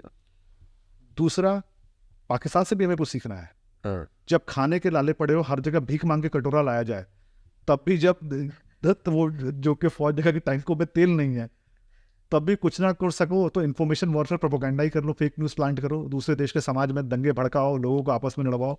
हाँ, मैं इसी पे आ रहा। टेक्नोलॉजी का इस्तेमाल करो। ये पाकिस्तान करता है कि खाने के पैसे नहीं है तो भी चलते चलते किसी और की पतलून तो फाड़ी दे कम से कम। तो हमें भी ये देखना है कि भैया जो लोग हमारे खिलाफ इस तरह का प्रोपेगेंडा कर रहे हैं, हमारे पास भी इतनी man power, skilled man power हो कि वो उनको उन्हीं की भाषा में समझा सके। जो कहते हैं ना, लातों के भूत बातों से नहीं मानते। तो उस तरफ भी हमें सोचना है। आप रिसोर्स चाहे लिमिटेड हो, पैसा हो ना हो, कम हो ज़्यादा हो, लोग कम हो ज़्यादा हो, इंस्टीट्यूशन की टेक्नोलॉजी या कैपेसिटी कम ज़्यादा हो, जो भी हमारे पास है उससे हम एक बेहतरीन ईमानदार कोशिश करें। आप भी गवर्नमेंट को एडवाइस करते हो मैटर्स पे, साइबर सिक्योरिटी रिलेटेड? हाँ, हिंदुस्तान में सलाह तो सभी लोग देते हैं, सलाह को सुनते कि नहीं लोग, वो एक अलग बात है। नहीं, मैं नेशनल पुलिस अकेडमी में पिछले 10 साल से मैं विजिटिंग फैकल्टी में वहाँ जाता हूँ, और मैंने बहुत काम डिफेंस फोर्सेस के साथ किया है और उनके साथ बहुत कुछ सीखने को भी मिला है। देखिए, ये एक ऐसी फील्ड है जहाँ आप सिर्फ ज्ञान देते नहीं है, ज्ञान वर्धन लेते खुद अर्जित भी करते हैं। बहुत कुछ आपको सीखने को मिलता है। तो मतलब a great part of my life I have worked with government. I was working as an advisor in Ministry of IT and Telecom for Chinese app. मैंने डिफेंस का बहुत काम किया, बहुत सीखने को मिला, and that is how you learn. Because अगर जो स्ट्रक्चर्ड एजुकेशन साइबर सिक्योरिटी की नहीं है, then only way is to learn from experience and others knowledge. तो मैं यही पूछना चाह रहा था कि आप, जैसे आपने कहा कि लिमिटेड रिसोर्सेज है to get into this field, बीच में एक छोटा क्वेश्चन मेरे दिमाग में, आपने अपने आप को कैसे सिखाया? ऑब्वियसली MCA की डिग्री हमारे पास, बेसिक पायदान पे हम खड़े हैं, पर उसके आगे जितनी नॉलेज हमको साइबर सिक्योरिटी, वो प्रैक्टिशनर अप्रोच है, प्राइवेट कोर्सेज करो। यही हिंदुस्तान में जितने बड़े अच्छे हैकर हैं या एथिकल साइबर सिक्योरिटी एक्सपर्ट है, सबने ऐसे ही अपने आप सीखा है। जो मैं पिछली जनरेशन की बात कर रहा हूँ, 5 साल पहले 7 साल पहले वालों की। अब तो खैर कई कॉलेज के अंदर, जो मैंने आपको बताया फॉरेंसिक्स के, इन्फॉर्मेशन सिक्योरिटी की अब मास्टर्स डिग्री मिल रही है, बैचलर्स डिग्री मिल रही है। और ऑब्वियसली हमारे पास तो बाहर जाके पढ़ने के पैसे थे नहीं। जब हम बचपन में स्कूल में होते थे ना, तब फेसबुक हैक करना इतनी बड़ी चीज होती थी। अब तो ऐसा लगता है कि क्या क्या आ गया, ये तो मतलब कोई भी कर। जब आप अब चूंकि डिफेंस का 24 घंटे का माइंडेट है, आप उनके साथ थोड़ा बहुत काम करेंगे, कुछ भी करेंगे, सीखेंगे, तो वो आपसे सीखते हैं, आप उनसे सीखते हैं। तो we used to run many cyber security conferences. वहाँ पे देश के, दूसरे देशों के अलग अलग तरीके के लोग आके अपने नए, जो उन्होंने रिसर्च करी, नए हैकिंग के तरीके ढूंढे, नए साइबर सिक्योरिटी के टूल्स बनाए, वो आके अपना यहाँ पे विचार मंथन करते थे, सब आपस में एक दूसरे से सीखते थे। तो एक कल्चर विश्व में हर जगह रहा है, आप एक दूसरे से सीखो, अगर और कोई सीखने का माध्यम नहीं है तो। सही बात है। तो ये मुझे लगता है कि हमें ना इन चीज़ों पे भी अब फोकस करना है कि मतलब देखिए, कुल मिला के जो आपने दूसरे देशों की बात कही, साइबर सिक्योरिटी क्यों? एक, खतरों से बचने के लिए, समाज को खतरों से बचाने के लिए। आज भारत को या भारत के समाज को सबसे बड़ा खतरा, साइबर को छोड़ दीजिए, कहीं भी सबसे बड़ा खतरा कहाँ से है? एक, दोनों फ्रंट से जाहिल समाज पाकिस्तान का, हाँ, जिसको भूखे पेटे बस लड़ने की आदत है। हाँ। दूसरा चाइना। मैं इसी पे, sorry, China is a bigger threat. हाँ, देन पाकिस्तान। साइबर सिक्योरिटी में आज पाकिस्तान से आप लड़ लेंगे, तो जितना पाकिस्तान को आपसे लड़ने की में डर है, उतना आपको, अगर आप चाइना के ऊपर देखें तो उनको कंपैरेटिव जो उनका साइज और स्केल का एडवांटेज है वो है बिल्कुल फोर्सेस का। बट साइबर एक ऐसा माध्यम है जो आपको एक विकल्प देता है चाइना को घुटने टिकाने का। जो आपने इजराइल की बात करी, एक छोटा सा मुल्क अगर पूरे विश्व में बड़े बड़े अरबी देशों को उन्होंने साइबर के थ्रू किया, तो हिंदुस्तान के पास साइबर शायद एक ऐसा विकल्प है जो स्ट्रक्चर्ड आर्म फोर्सेस है, जो कन्वेंशनल वेपनरी है, उससे हटके एक लो कॉस्ट इन्वेस्टमेंट के द्वारा चाइना को हम घुटने टिका सकें। मैं भी अगला आ रहा था। पहले हम पाकिस्तान की बात करेंगे, फिर चाइना की। चाइना का तो आपने वैसे बता ही दिया। पाकिस्तान का कल मैं आपका थोड़ा आपके बारे में देख रहा था, तो उसमें आपने ISPR है ना, उसकी बात करी थी। मैंने पहली बार, आपको पता है ISPR मेरे को नहीं पता था, जबकि मैं पढ़ता रहता हूँ, लेकिन मुझे तो आप पहले बताएंगे ISPR क्या है और ये करता क्या है? देखिए, मुझे लगता है, और बहुत लोगों को नहीं पता, जो सरकार में भी उनको भी नहीं पता। हाँ। ISPR stands for inter services public relations. Okay. It is a Pakistan arm forces PR agency, या PR विंग आप इसको कह सकते हैं। हिंदुस्तान में जैसे आप देखिए जो हिंदुस्तान में एक होता है प्रेस इन्फॉर्मेशन ब्यूरो या ADGPI जो आर्मी के एक्सपोर्ट हाँ, वगैरह होते हैं, उनका काम होता है कि साहब खाली आर्मी के बिहाफ में कोई स्टेटमेंट वगैरह इशू करना है तो आप कर दीजिए। पाकिस्तान में जो पाकिस्तान का जो सरकार का जो प्रेस इन्फॉर्मेशन ब्यूरो या जो भी वो है, हाँ, वो अपना अलग काम करता है, वो पॉलिटिशियन का अलग उनका वो है। अच्छा, आर्मी का एक हाँ, प्रेस, अलग वजूद है वहाँ पे, हाँ, तो तीनों सर्विसेज की एक जो कॉमन पब्लिक जो रिलेशंस के लिए ब्रांच है उसका नाम है ISPR, okay, services public. It is headed by lieutenant general major general level officer, अलग अलग टाइम के ऊपर। आसिफ कपूर उसके जब बालाकोट हुआ तब हाँ, हाँ, उसके जीते, बहुत फेमस जीजी रहे। तो ये कन्वेंशनल, इसकी स्थापना आज से 50-60 साल पहले हुई, ये तब था। पिछले जब आसिम मुनीर इसके डीजी बने मेरे ख्याल से 10-12 साल पहले, और तब से अब तक फिर बीच में आसिफ गफूर आए, इन लोगों ने ISPR का पूरा काया पलट कर दिया। आज वहाँ पे कम से कम 6,500 लोग, ये एस्टिमेट है कि कहा जाता है वहाँ काम कर रहे हैं ISPR, फुल टाइम, और 5,000 उनके कोई पार्ट टाइम वॉलंटियर्स टाइप की कंसेप्ट है। और वो क्या क्या करते हैं, हाँ, लोगों को लगता है यार प्रेस इंफॉर्मेशन विंग है पाकिस्तान के, हम तो प्रेसेज निकालेंगे कुछ वीडियो बना देंगे, नहीं। ISPR पाकिस्तान में सबसे ज़्यादा मूवीज़ बनाती है। हाँ, जी हाँ, वो थिएटर बनाते हैं, मतलब थिएटर के शोज बनाते हैं, गाने बनाते हैं, झूठ फैलाने का फेक न्यूज़ के प्रोपेगेंडा की मशीन भी चलाते हैं। उनके ब्याह पे सारी पाकिस्तानी कॉन्फ्रेंस के मतलब जितनी वो होती है। हर वो चीज़ जो आप एक थिएटर कंपनी के बारे में या प्रोडक्शन हाउस के बारे में सोच सकते हैं, वो ISPR करती है। करता है। और अब ये सब काम करने के लिए आपको 500-600 लोग तो नहीं चाहिए, 2,500 करोड़ का बजट तो नहीं चाहिए। वो सारे बजट का इस्तेमाल होता है कि जो उनकी एक पॉलिसी थी कि we have to bleed India by 1,000 wounds, 1,000 cuts, वो फिजिकली तो पॉसिबल नहीं है लड़के। तो उन्होंने देखा कि अगर आप हिंदुस्तान के समाज में इतनी डिविजन्स पैदा कर दें, यहाँ पे इतने दंगे भड़काएं, यहाँ इतनी फेक न्यूज़ प्लांट करें कि वो डिजिटल 1,000 बाउंड्स जो हम कर सकें, वाह, तो एक उनका बहुत बड़ा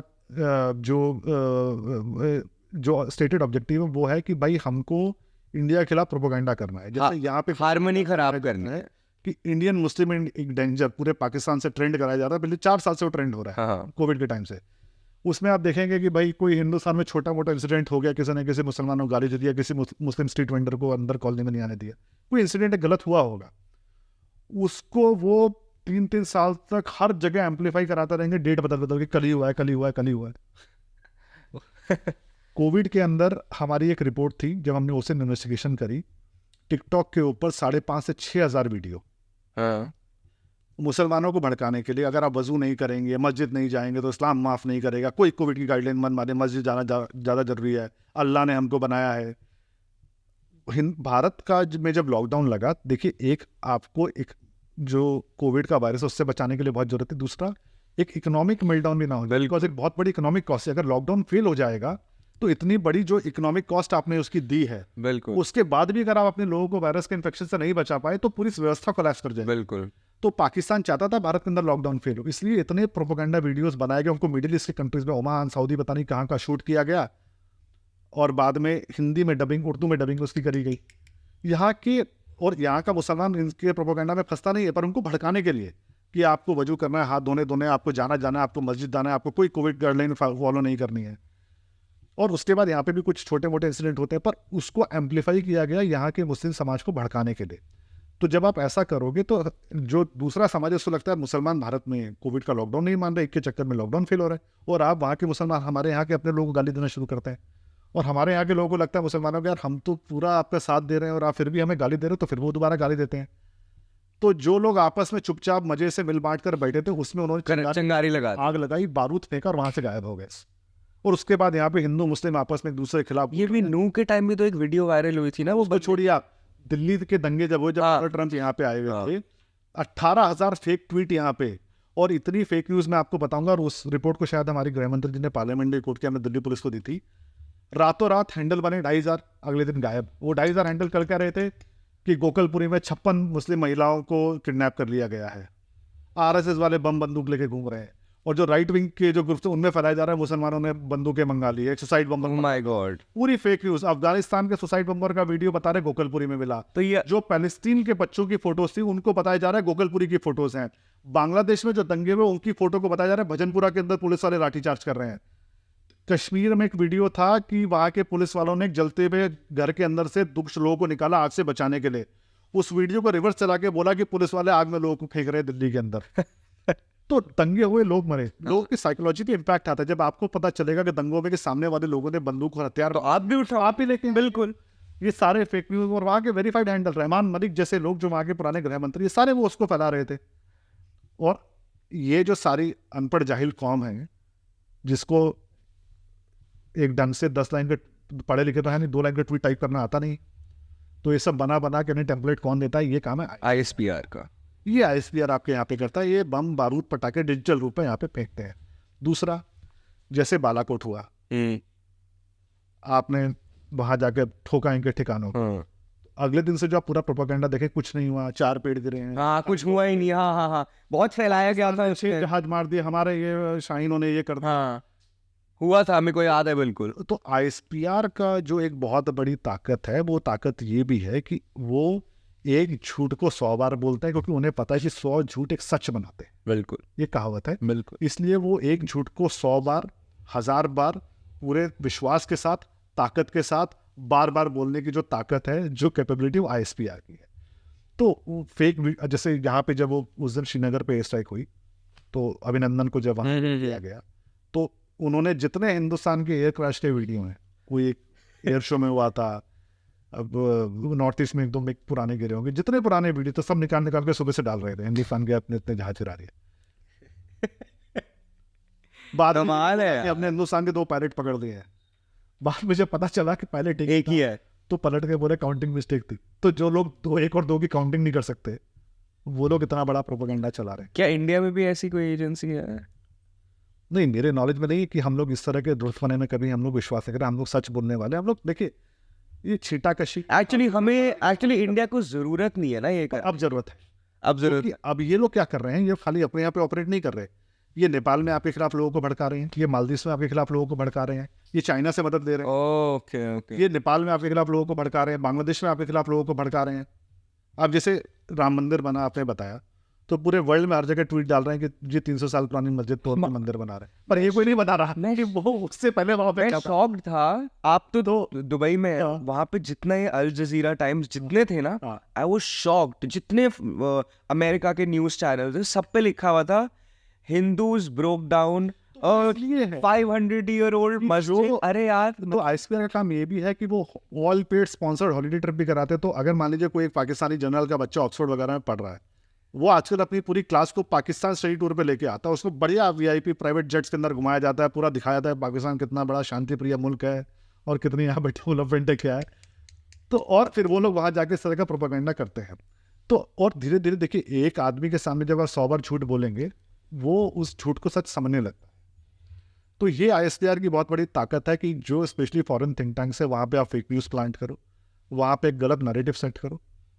वो ये नहीं बताता कि यहाँ पे 100 साल तक केस चलता रहा, या हमारे समाज में कोई आपस में दंगा नहीं हुआ, या यहाँ पे जितनी पाकिस्तान में मस्जिदें नहीं, उससे 4 गुना मस्जिदें हिंदुस्तान में हैं। बिल्कुल। ये नहीं बताया जाता।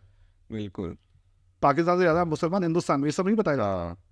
We have a larger Muslim population than Pakistan. वहाँ पे जो अहमदिया प्राइम मिनिस्टर नहीं बना, ये सब ये तरह के लोग जो है ना, मतलब non Muslim can not become the prime minister. Yes. यहाँ पे हमें डेमोक्रेसी का ज्ञान दे रहे हैं। रोज कहा जाता है भारत में डेमोक्रेसी सबवर्ट हो रही है, हमारी डेमोक्रेसी का। वहाँ पे यहाँ पे रात को बैठ के वोट पलट रहे हैं, जिसकी 70,000 की लीड है, उसको बताओ यार। उनका अपना डिविजनल कमिश्नर राहुल पिंडी ये कह रहा है कि मैं तो माफी मांगनी, मेरे से पाप हो गया कि मैंने 17 लोगों के रिजल्ट बदल दिए। हाँ। और अभी चुप हैं, 1 महीने बाद यही लोग आपको फिर हिंदुस्तान के चुनाव पे ज्ञान दे रहे हो। हाँ बिल्कुल। तो बेशरम की जगह नंगे होकर, जो कि दूसरे को कहा जाता है तुम्हारे कपड़े पे दाग है, ये वो लोग हैं कि खुद नंगे घूम रहे हैं, दूसरे में तुम्हारे कपड़े पे दाग है, देखो देखो देखो।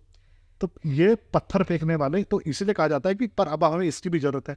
जो मैंने कहा, लातों के भूत बातों से नहीं मानते, तो probably time has come them to give a taste of their own medicine. Because देखिए, ये लोग अगर हमारे रास्ते में कांटे फेंक रहे हैं, हमें फर्क नहीं पड़ता, पर अगर एक कांटा हमारे पैर में चुभता है, तो हमारे चलने की जो स्पीड कम होती है, हमारे समाज की तरक्की की स्पीड कम होती है।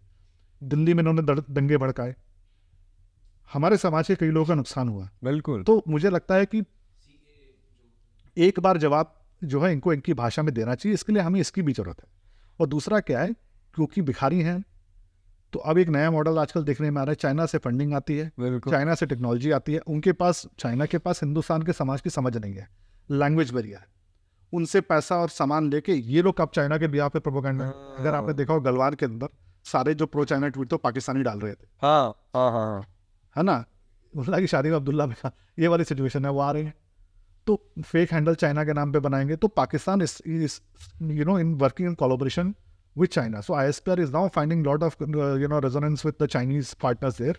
तो इसीलिए अब जो ISPR का खतरा है वो खाली पाकिस्तान से खतरा नहीं है, वो चाइना और पाकिस्तान से साथ खतरा है, बिकॉज वो वन टीम ही है वो एक तरीके से। हाँ, और एक ही ताकत अभी एक ही है। हाँ। मोदी को बदनाम करो, हिंदुस्तान को बदनाम करो, हमारे सेक्युलर इमेज को बदनाम करो, और जो हमारे रिलेशन जो मिडिल ईस्ट में इतने स्ट्रांग हो रहे हैं, बस वो इनसे परेशान। इतना जलता होगा पाकिस्तान वो चलिए। देख के कि अबू धाबी में बंदे की फैक्ट्री लगा ली होगी वहां तो है ना। तो इसीलिए वो सारा प्रोपेगेंडा मिडिल ईस्ट के अंदर है। तो अभी क्या करते थे, मिडिल ईस्ट में फेक अकाउंट बना लिए प्रिंसेस के, रॉयल फैमिली के, और वहां से ट्वीट डालते थे हम बड़े कंसर्न है, हिंदुस्तान में ऐसा हो रहा है, सारे फेक अकाउंट। तो अब चूंकि पैसा नहीं है, लड़ नहीं सकते, तो दूर से पत्थर फेंक रहे, छीटाकशी कर रहे हैं। अभी आपने जैसे इलेक्शंस की बात करी कि हमारे पे अभी इलेक्शंस आएंगे, वो इलेक्शंस पे इंडिया में तो मुझे पता है इलेक्शन के टाइम पे पाकिस्तान बहुत ज़्यादा इन्वॉल्व होता है मिस इन्फॉर्मेशन फैलाने में, और अपनी तरफ या अपने तरीके के लोगों को जितना ना अपना नैरेटिव सेट करने में। बेसिकली मैं पूछना चाहता हूँ, ये रशिया भी मैंने सुना है बहुत बड़े स्केल पे करता है, इवन विद US, कि ये सच है जो पूरा प्यूटिन और डोनाल्ड ट्रंप वाली पूरी कंट्रोवर्सी हुई थी? देखिए, इसमें दो इसके पहलू हैं। ओबियसली रशिया ने किया होगा, कोशिश करी होगी, और ये इसको मत लीजिए, अमेरिका ने भी रशिया में दुनिया भर में प्रोपेगेंडा फैलाया, चाइना में फैलाया, चाइना यहाँ पे फैला रहे हैं, चाइना ताइवान में फैला रहा है। हर जो बड़ा मुल्क है जिसके पास ये ताकत है वो ये इसका इस्तेमाल करता है। जो पकड़ा जाए वो चोर, ठीक है ना। तो अमेरिका ने जितना रिजाइन पूरे वर्ल्ड में बदलेंगे, चोट पे तो चलो अमेरिका तो है ना। रशिया ने भी सोचा यार हम भी सीखे, जरा हम भी एक्सपेरिमेंट कर लें, नए नए देश से थोड़ा पकड़े गए। रशिया भी स्ट्रांग है इसमें बहुत। No, they are quite strong in terms of innovation and in their governance system. तो अब US चुनाव में रशिया से रिलेटेड कुछ ऐड थे, ऑब्वियसली वो हुआ होगा, पर उससे क्या एक्चुअली अमेरिका के चुनाव प्रभावित हो गए, वो एक बहुत बड़ा सवाल है। शायद नहीं, they were in a too early stage. And sorry what जैसे जैसे अब मैं आपको इंडिया का बताऊं, इंडिया में आप जैसे पाकिस्तान ने पिछले चुनाव में हजारों फेसबुक पेज बनाए, ये फेसबुक और ट्विटर की ऑफिशियल रिपोर्ट है। उन पेजेस में ऐड चलाए गए। ऐड क्या थे, बालाकोट में कोई सर्जिकल स्ट्राइक से नुकसान नहीं हुआ, सब फेक था, ये वॉर के लिए प्रोपेगेंडा, मोदी जी चुनाव जीतने के लिए कर रहे हैं। तो ठीक है, समाज के एक बहुत बड़ा वर्ग उन फेक न्यूज़, फेक एड्स को देख के प्रभावित हुआ होगा, पर क्या हमारे चुनावों का नतीजा बदल गया, मोदी जी उसके कारण जीत के? नहीं, ऐसा नहीं, या हार जाए उसके कारण नहीं है। पर हाँ, अगर ये बहुत बड़े स्केल पे होगा, क्योंकि जैसे अब डीप फेक का खतरा है। आज अगर मान लीजिए कोई अनिल अंबानी का डीप फेक वीडियो है जिसमें कहा यार मोदी जी ने मेरी बहुत मदद करी, हमें बचा दिया, और चुनाव से एकदम डीप फेक्स का बहुत बड़ा तो चुनाव प्रभावित हो जाएंगे। अभी आपने मध्य प्रदेश में जैसे देखा, वो चुनाव के शिवराज सिंह की कैबिनेट का फेक, पूरी कैबिनेट के बातचीत का फेक वीडियो है।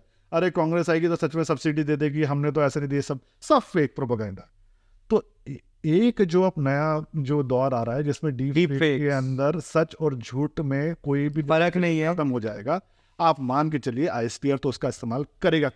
मैं आप अपने मेरे फादर मेरे को वीडियो भेज रहे, मैंने कहा पापा ये जैसे नकली है, ये सचली वीडियो है।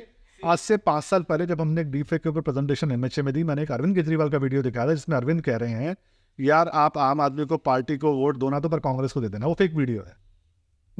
अब बीजेपी तो प्लांट करेगी नहीं, कांग्रेस को दे दो, तो किस महानुभाव ने, किस ताकत ने उसको प्लांट किया होगा पाकिस्तान में बैठ के, वो सब वहां से कर रहे थे। तो पाकिस्तान इसका इस्तेमाल करेगा, इसलिए हमें अपने समाज को तैयार करना, बिल्कुल कि हमें अब इसके जवाब देने का वक्त आ गया है। हमें भी अपनी वो कैपेसिटी बनानी है कि ये हम उसको डिटेक्ट कर सकें, हमारे समाज को हम बता सके कि इन सब चीज़ों पे आप विश्वास ना करें। और जो दिख रहा है, पहले कहा जाता था एक तस्वीर 1000 शब्द बोलती है, जो दिखता है वही सत्य होता है, बिना देखे विश्वास ना करें। आज अलग चीज़ है, जिस पे देखें उस पर भी विश्वास ना करें। तस्वीर 1000 झूठ भी बोल सकती है। सही बात। तो ये जो नहीं, इसीलिए मैंने आपको कहा कि जो अलग तरह के स्ट्रेटेजिक खतरे हैं हमारे चुनावों को प्रभावित करने के लिए, वो एक अलग तरह के खतरे, और हमारे समाज को उस स्किल्ड कैपेसिटी में इन्वेस्ट करना बहुत जरूरी है। क्योंकि जितना वो नुकसान हमारा कर पाएंगे, उनका फायदा ना हो, हमारा नुकसान बहुत है। डीप फेक को एक्चुअली रोका भी कैसे जाए? अब मेरे फादर के पास अगर कोई व्हाट्सएप वीडियो आई है, अब हमारी जनरेशन फिर समझ जाती है अरे नहीं हो सकता। जो उनकी जनरेशन है वहां पे क्या वायरल होती है चीजें व्हाट्सएप पे। आजकल तो इंस्टाग्राम फेसबुक भी होने लगी, बट उनके पास व्हाट्सएप वीडियोस आती है, वो आगे 10 लोगों को भेजेंगे, वो आगे 100 लोगों को भेजेंगे। भारत सरकार ने देखिए, आप 1.5 साल पहले एक कोशिश 2 साल पहले हुई, जब मैं भी वहाँ पे मिनिस्ट्री में काम कर रहा था, कि जो, और मैंने इस पे एक आर्टिकल भी लिखा कि how WhatsApp can track the messages, first originator इसका कौन है। क्या होता है कि आप जब भी एक मैसेज को अपलोड करते हैं, व्हाट्सएप पे भेजते हैं, आप फॉरवर्ड करेंगे तो उसको टिक आया था कि हाँ, पर आपको forwarded. This message can not be allowed to more than 5 people. हाँ. because they know that it has been forwarded many times. How do they know it has been forwarded many times? Because they are able to keep a track. तो हमने कहा था कोई भी चीज़, video या photo जो पहली बार व्हाट्सएप पे अपलोड हो रहा है, आप खाली उसका हैश स्टोर करें और उस हैश के ऊपर एक इंक्रीमेंटल काउंटर लगा दें कितने यूजर्स के पास वो पहुंचा है। तो क्या था कि कल के, मान लीजिए, जो सरकार की तरफ से कोशिश थी, कल को पता चले, कई बार फेक न्यूज़ में, किडनैपिंग या अफवाहों में लोग आपस में लड़ मरे लगे होंगे हो गए। तो अगर मान लीजिए आपको कोई फेक न्यूज़ या फेक वीडियो मिलता है, तो अब आपको यही नहीं पता ये अपलोड किसने किया और कितने लोग इसको देख रहे हैं। तो अगर आप इंक्रीमेंटल काउंटर या मैसेज को ट्रैक करने की कोशिश करेंगे, तो क्या होगा, आप ये बोल सकते हैं कि साहब ये 10,000 लोगों के डिवाइस से वीडियो में फेक मार्क कर दीजिए, इसको हटाया जाए। और पहली बार जब वो अपलोड हुआ था, हैश किस अकाउंट से बना था उसको उठाओ, भाई तेरे पास कहाँ। व्हाट्सएप ने कहा साहब ये हम ये करेंगे नहीं, ये एंड टू एंड इंक्रिप्शन हमारा टूट जाएगा, ये हो जाएगा, बेकार की बात है। बिना एंड टू एंड इंक्रिप्शन को खत्म करे भी आप एक मैसेज को, ओरिजिन को ट्रैक कर सकते हैं। पहली बार जब फाइल अपलोड हो रही है, आप हैश जनरेट कर सकते हैं और उसको फिर आप ट्रैक करने के लिए एक तरह से यूनिक आइडेंटिफायर होता है, जिसको आप फ्यूचर में ट्रैक कर सकते हैं कि इस वीडियो को पहली बार इस इकोसिस्टम पे किसने अपलोड किया था। उससे एक जो फेक न्यूज़ फैलाने वाले, अफवाह फैलाने वाले में डर भी पैदा होगा, जिम्मेदारी भी पड़ेगी, और उनकी व्हाट्सएप की भी तो जिम्मेदारी है कि यहाँ पे फेक न्यूज़ ना फैले। तो अब जब डीप फेक का जमाना है, पहली बात तो उसको डिटेक्ट करना बहुत भारी है, और कर लिया तो आप उसको हटाओगे कैसे? क्योंकि बहुत बड़ा समाज का एक वर्ग ऐसा है जो खाली यूट्यूब या फेसबुक पे नहीं देख रहा कि आपने देख के हटा दिया। बहुत सारे लोग P2P जो वायरल हो रहे वीडियो व्हाट्सएप पे, टेलीग्राम पे, उसका आप क्या करेंगे? एग्जैक्टली। तो वो हमारे चुनावों के लिए भी बहुत बड़ा खतरा है। और देखिए, आप ये बात मान के चलिए, पाकिस्तान चाइना से भारत की बढ़ती हुई शक्ति, मोदी जी की बर्दाश्त लोकप्रियता न बर्दाश्त हो रही है, न हजम हो रही है। और ये हर कोशिश कर रहे हैं कि किसी तरह इस व्यक्ति से, सरकार से पीछा छुड़ाया जाए, नहीं तो ये भारत को हमारे बराबर लाके इतनी बड़ी ताकत बना देंगे। हम फिर हमारे साथ ही इस तरह का, ये लोग जो इस तरह की हिम्मत आज कोशिशें करते हैं, गलवान के अंदर जेबिन कब्जा कर लिया, इम्प्लीमेंटेशन किया है, या पाकिस्तान ये जो हरकतें कर रहे हैं, ये सब बियॉन्ड उनके रीच हो जाएगा। इस तेजी से हम लोग बढ़ रहे हैं इकोनॉमी के अंदर। आज चाइना की इकोनॉमी मेल्टडाउन की तरफ, बिल्कुल हम बढ़ रहे हैं तीसरी सबसे बड़ी अर्थव्यवस्था की तरफ। तो मुझे लगता है कि चैलेंज बहुत बड़ा है, और साइबर इसके अंदर एक बहुत सिग्निफिकेंट पार्ट प्ले करता है, कि बिकॉज जैसे मुकेश अंबानी ने भी कहा, data is the new oil. 100%। हमको अपने डेटा को सिक्योर करना है, और उसका मोनेटाइजेशन होगा तो भारत के अंदर हो, किसी विदेशी के थ्रू ना हो। जो मेरे को लग रहा है, जितना आपने कहा ना, I think it is high time हम एजुकेशन ऑफ साइबर क्राइम पे इन्वेस्ट करें in India at a higher level. हाँ, वो at a much higher level. Offensive के अंदर हम उसको, ऑफेंसिव के अंदर, डिफेंसिव के अंदर, दोनों के अंदर। हाँ, और इसमें कोई शर्माने की बात नहीं है। ये कैपेसिटी यूएस के पास भी है, ये कैपेसिटी सभी चाइना भी कर रहे हैं स्ट्रेटेजिक फोर्सेस कमांड के अंदर। पाकिस्तान खुलेआम ISPR में कर रहा है, आप ना कुछ भी दे दें, खुलेआम कर रहा है। हमें भी देखिए, आप जिन लोगों के बीच में जिनसे लड़ रहे हैं, आपको उसी तरह के हथियार उठाने पड़ते हैं, अन्यथा आपका अंत जो अभिमन्यु की तरह होगा। आप जो धूर्त व्यक्तियों से हैं, उनसे जंग ईमानदारी से नहीं लड़ सकते। सही बात। इसीलिए आपको कृष्ण की जरूरत है, जो जैसा करेगा उसको वैसा ही दिया जाएगा। हाँ। अभी जो इसने पूछा था अबाउट VR एनोनिमस, आपको पता है उनके बारे में? हाँ, तो देखिए, एक बड़ा इंटरेस्टिंग है। पहले क्या था कि जो हैकर कम्युनिटी थी वो एक अलग वर्ग था, they were friends beyond the borders. सरकारें एक तरफ थी। हाँ, दैट्स ट्रू। अगर ईरान की सरकार या कहीं की भी सरकार अपने लोगों को दबा रही है, इजिप्ट में दबा रही है, तो सारे हैकर लोग एक हत्या होकर उनकी मदद करते थे। So it was this community, cyber security और hacker community versus the governments across the world. उनको लगता है सरकार तो दमन करती है, सर्वेलेंस करती है, सब लोग एक थे। पर जब विकीलीक्स वाला ये सारा कांड हुआ, और जो NSA वाला हुआ बाद में, जब ये आपने देखा होगा कि जो लीक्स आए कि how US was using Apple, Google, Microsoft to surveillance around the world। हाँ। तो ये जब सारे ये जो स्नोडेन के लीक्स जिसमें आ जाता है, जाओ से बोला कि मैं खुद इस फैसिलिटी में काम कर रहा था, तो जितनी बड़ी कंपनियां वो US सरकार के लिए काम कर रही हैं, और जितने बड़े हैकर थे, कईयों को उन्होंने ऑलरेडी अरेस्ट करके कॉम्प्रोमाइज कर लिया था। जो एनोनिमस का एक सबसे बड़ा फाउंडर था, साबू, उसको वो अरेस्ट करके 1.5 साल तक उसका इस्तेमाल करते रहे, उसको और बढ़ाने के लिए और लोगों को, मतलब यूएस हाँ ट्रैप करते हुए इज देयर। तो जब ये पता चला कि how so many companies have been collaborating with US and five to surveil upon people and carry out surveillance on other countries, उसके बाद एक वो टूट गया कि भैया ये लड़ाई हैकर्स वजह सरकारों की नहीं है, ये अपने अपने देश को आगे बढ़ाने की है, और हर देश के समाज को अपनी सरकार के साथ खड़ा होना है, उनके देश का हित पहले है। तो उसके बाद से आप देखेंगे जो अब ये जो वी आर अनोनिमस है, ये तो क्या रैंडम अब कोई चला रहा है, जो ओरिजिनल जो ग्रुप से या ओरिजिनल जो थिंकिंग थी वो सब जो है वो जो अलग अलग हाँ जो इसके अब स्नोडेन के जो लीक्स आए, उसके बाद जब पता चला कि यूएस एनएसए किस तरह से काम करता है, वो अपने देश के लिए क्या कर रहा है, सारी अमेरिकन कंपनियां कैसे उनके साथ कोऑपरेट कर रही है, हर ईमेल हर रॉ फीड वहाँ उनको जाती है कंपनियों के थ्रू, तब ये समझ में आया कि बहुत this is a game of bigger surveillance empire and every country, every ethical hacker, every cyber security professional has to stand by their own country and their own government. अभी स्नोडेन कहाँ पर है? जेल में, jail में ही है? हाँ detain है sir. नहीं स्नोडेन तो रशिया में बैठे हैं, रशिया में है, हाँ। स्नोडेन रशिया में, वो तो भाग गए वहाँ पे। वो जो दूसरा था ना, वो जूलियन असांज, जूलियन असांजे की तो तबीयत बहुत खराब, but he is not in jail. वो किसी कंट्री के अंदर, एम्बेसी के अंदर है। वो एम्बेसी से चले गए, एक्सट्रेडिशन का ट्रायल चल रहा है उनको तो। अच्छा, तो वो इक्वाडोर के एम्बेसी में पहले थे, वैसा इक्वाडोर के एम्बेसी तो बहुत लंदन में इक्वाडोर की एम्बेसी के अंदर तबीयत बहुत खराब है, is just facing extradition trial. अच्छा, तो इसीलिए अब आप देखेंगे कि अब पाकिस्तान के सारे हैकर हिंदुस्तान के खिलाफ काम, ऐसा नहीं हिंदुस्तान और पाकिस्तान के हैकर मिलके टर्की के खिलाफ काम कर रहे हैं, वो सब नहीं है। हर आदमी अपनी सरकार अपने देश के लिए आगे वो टाइगर 3 में ही दिखाते हैं वो हिंदुस्तान और पाकिस्तान के हैकर साथ में काम कर करण जौहर और चलो मेरा जैसे वो मूवीज फ्लॉप हो रही है वैसे वो कंसेप्ट भी फ्लॉप। मेरा लास्ट आपसे क्वेश्चन कि एज कॉमन सिटीजन्स, नहीं पर मैं एक चीज कहना, हाँ, हाँ, बिल्कुल cyber security community, whether you love and hate Modi please do it, you have full right, but love India, Indian interest should come first. Yes, Bharat के प्रति हमारे मतलब हमारा इंटरेस्ट, हिंदुस्तान का इंटरेस्ट पहले है। सरकार तो कोई भी होगी आएगी, बिल्कुल सरकार, जैसे वाजपेयी जी ने भी बोला था, सरकार आएगी, और जब सरकार। तक मोदी इंडिया के इंटरेस्ट में काम कर रहे हैं, आप मोदी जी के लिए कुछ भी कीजिए, जिस दिन मोदी जी सरकार के खिलाफ कल को काम करता, ये देश आगे बढ़ते रहे। पर व्यक्ति का और पॉलिटिकल पार्टी का विरोध अपने देश की तरक्की के विरोध में नहीं कन्वर्ट होना चाहिए। सही बात।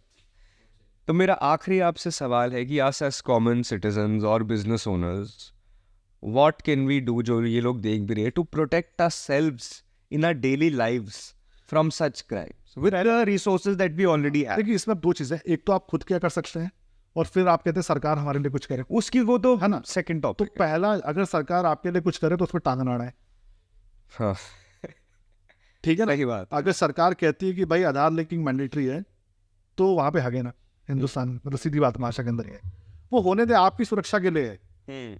हर वो व्यक्ति, आप देखिए मैं दो का यहाँ पे नाम नहीं लेना चाहूंगा, जो सबसे बड़े झंडा उठा के चल रहे थे कि आधार लिंकिंग बैंक अकाउंट की नहीं होनी चाहिए, और जब उनके अकाउंट से पैसा चोरी हुआ, फ्रॉड हुआ, सरकार हमारे लिए कुछ नहीं कर रही, पुलिस निकम्मी है, पुलिस ने कुछ नहीं हमारे लिए किया, भारत की अर्थव्यवस्था ब्रोकन है, हमारी साइबर सिक्योरिटी कुछ नहीं है। जब कर रहे थे तब तुम्हें टांग अड़ाने की पड़ी थी, अब जब खुद की फंसी है तो तुम सब चाहते हो, ठीक है ना। कोई आरडब्ल्यू नहीं चाहते कि सरकार हमारी कॉलोनी में सीसीटीवी लगाए, चोरी हो जाए तो सबसे पहले कहते कि यार सरकार को बोलो सीसीटीवी ढूंढे। सही बात। तो जैसा बोओगे वैसा फल मिलेगा। इसलिए अगर सरकार कोई एफर्ट कर रही है सिक्योर करने के लिए, साइबर सुरक्षा के अंदर इंडिविजुअली आप अपने लिए बहुत कम कर सकते हैं, इकोसिस्टम ज्यादा आपकी मदद कर सकता है। सही बात। इकोसिस्टम को बनने दे। दूसरा, ये बात गांठ बांध ले कि किसी भी हालत में किसी भी व्यक्ति को कभी भी अपना ओटीपी नहीं देना है। नहीं दे, नहीं, बैंक आपसे आपको ओटीपी कभी नहीं मांगता। जैसे ब्रेक में हमने भी डिस्कस किया कि हम कई बार होता है कि अपने पड़ोसी को अपना डेबिट कार्ड देते हैं, हाँ, ला मेरा पैसे निकालना, मत दें कभी ना, जब तक हो सके खुद अवॉइड करें। बहुत ही नहीं, अगर इमरजेंसी सिचुएशन हो तो फिर जो अपना एकदम आपका ट्रस्टेड व्यक्ति, अपने परिवार का व्यक्ति है, उसको दे। किसी भी व्यक्ति को अपना मोबाइल फोन या अपना आधार कार्ड या अपना डेबिट कार्ड किराए पे ना दे। सही बात। लोग डेबिट कार्ड और आधार कार्ड किराए पे देते, ये सब ना करें। ये बहुत बड़ा जंजाल बन सकता है। ओटीपी किसी को भी शेयर ना करें। फिर भी अगर आपके साथ कोई बैंक फ्रॉड हो जाए तो तुरंत 1930 पे कॉल करें। ये शायद भारत के अंदर ही, अगर आपके साथ ओटीपी फ्रॉड होता है, जैसे आप 1930 पे कॉल करते हैं, जिस भी वॉलेट में, बैंक अकाउंट में या यूपीआई आईडी में आपका पैसा गया, उसको फ्रीज कर दिया जाता है 48 घंटे के लिए, जब तक आप फॉर्मल कंप्लेंट ना फाइल करें। ये आपके पैसे को बचाने की कोशिश है। अच्छा, जी हाँ। ओ, तो पहले क्या होता था कि आपके से किसी ने फ्रॉड किया, जब तक आप पुलिस कंप्लेंट करते थे उसने किसी और अकाउंट में ट्रांसफर कर दिया, कैश विड्रॉ कर लिया। पुलिस जब उसको पकड़ती थी तो आदमी तो पकड़ में आता था, पैसा चले जाता था। तो अब उस पैसे को रोकने की, पैसे को बचाने की ये कोशिश है कि किसी भी तरह से पैसा जहाँ पे भी उसको वहीं पे रोक लिया जाए, ताकि आपका पैसा आपको रिफंड कराया जा सके। तो 1930 पे कभी भी कोई साइबर क्राइम होता है तो आप कॉल करें। चलिए भाई, इसी नोट पे हम इस पॉडकास्ट को एंड करते हैं। Thank you. बहुत अच्छा लगा, बहुत मजा आया और बहुत कुछ सीखने को मिला आपसे आज। और आपसे भी सीखने तो को मिला है। होपफुली आपके साथ इंटरेस्टिंग लगेगा लोगों को, एक और शूट करेंगे। तो थैंक यू सो मच। जय हिंद। Thank you.